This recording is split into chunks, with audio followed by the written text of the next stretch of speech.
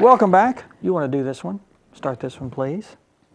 Okay. We have Stacy Foley with us. She's the director of the NARMC Foundation, and you're going to talk to us about the Giving for Life campaign.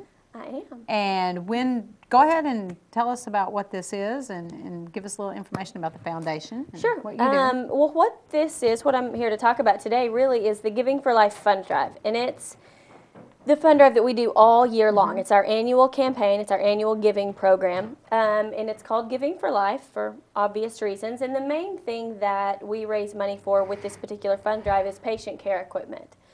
For very obvious reasons, equipment plays a huge role at the medical center. So our list of equipment needs every single year is, you know, huge. And so what, you know, our administration and staff does is go over with a fine-tooth comb basically what all of the needs are, all the equipment needs and everything else are every single year, and what decides what equipment do we need to best serve our community and that type of thing. And then that's what we raise money for with this particular fund drive.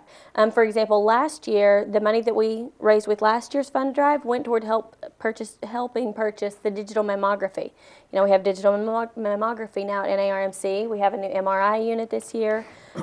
Some major progress being made, and you know, a big part of that is partly due to private donations. So now, does the donation supersede what you want? I mean, are there times when you say, "Wow, we need this now"? Well, and is there money there, or do you have to have another? You have to put that on the block for a fundraising. It totally depends. You know, obviously the hospital has an operating budget, so it just depends on what you know what their funds have been allotted for and what they haven't. Obviously, the areas of greatest need are usually equipment, and that's why we dedicate this fund drive to that. But one thing that's a little bit different, I'll elaborate just a little bit on what I was saying. One thing that's different about our foundation that isn't always true, when people donate to the NARMC Foundation, they absolutely have the ability to designate where their funds are used. Okay. It's not like that everywhere. We just feel like, you know what, it's your hospital, so you should get to decide how your money is used.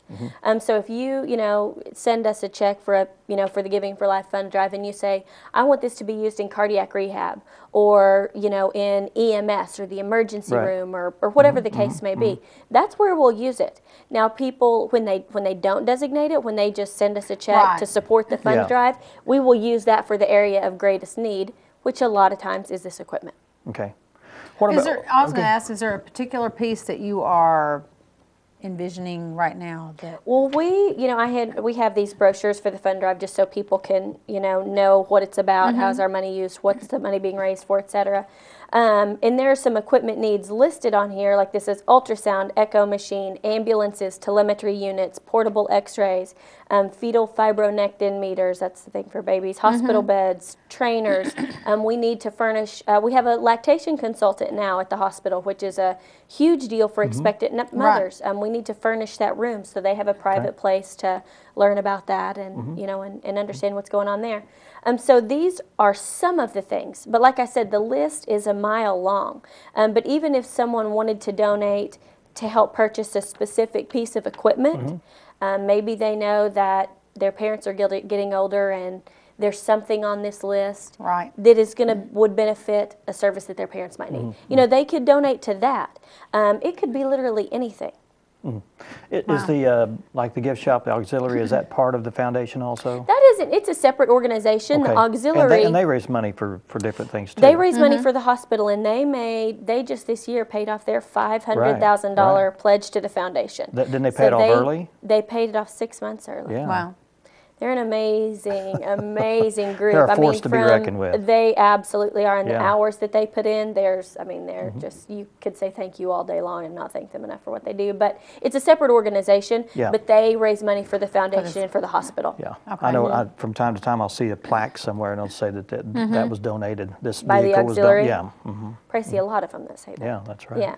Well, how long is this fund? Is it starting? Is it on now? Well, yes, it kicks off in the month of May, and we talk a whole lot about it and really try to educate the community about it during the month of May. But it's the fund drive lasts all year long. So if you have something in mind that you want to do or want to donate, but maybe that doesn't make sense for you financially right now, you know what, if it makes sense for you in September, then do it in September. I mean, do it, you know, we're just asking you to get on board and support your hospital at whatever level that makes sense for you and whenever during the year that makes sense for you. So, But certainly now it can be put in the forefront of your mind, and if you Absolutely. need to wait, then you know. you know, and a lot of people like to, we accept gifts in memory of and in honor of loved ones or whoever. So with Memorial Day coming up, a lot of people like to do that, like to give in memory of someone or in lieu of flowers or, you know, or something Right. like that. They might, you know, try to send a gift to the hospital because they know that that will actually make a difference in someone's life. So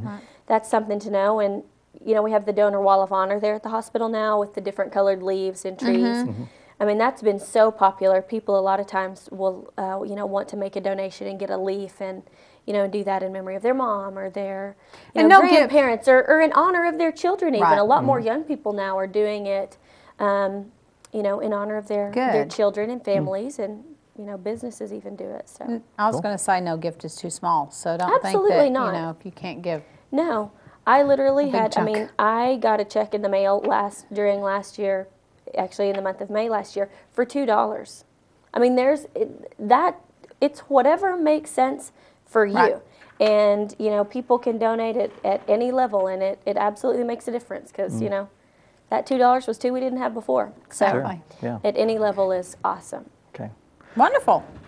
For people out there that are thinking about giving, they might want more information, or can they call you directly? How do Absolutely, they do and that? you know we make it really easy. They can donate online if they want to at narmc.com, and over on the left-hand side, a little bit toward the bottom, there's just a big white box that says Giving for Life. So they Okay. can donate online.